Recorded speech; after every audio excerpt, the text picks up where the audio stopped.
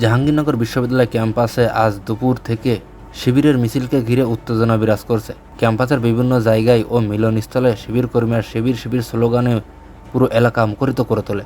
হঠাৎ করেই শুরু হওয়া এই মিছিলকে ঘিরে শিক্ষার্থীদের মধ্যে কৌতূহল ও আলোচনা তৈরি হয়েছে। প্রত্যক্ষদর্শীরা জানান, শিবিরের নেতাকর্মীরা একাধিকবার স্লোগান দেয় এবং ক্যাম্পাসের বিভিন্ন পয়েন্ট প্রদক্ষিণ করে। তবে তারা কেন এই মিছিল করছে তা নিয়ে পরিষ্কার কোনো ঘোষণা পাওয়া যায়নি। রাজনৈতিক বিশ্লেষকদের মতে আজ দুপুরের জাকসু নির্বাচন শিবিরের সমর্থক চোখে পড়ার মতো ছিল। ফলে ধারণা করা হচ্ছে প্রাথমিক ফলাফলের ইঙ্গিত পেয়ে তারা বিজয়ের আনন্দে আগাম মিছিল করছে। অন্যদিকে সাধারণ শিক্ষার্থীদের এক অংশ মনে করছেন হয়তো মিছিলটি শুধুই তাদের শক্তি প্রদর্শনের অংশ।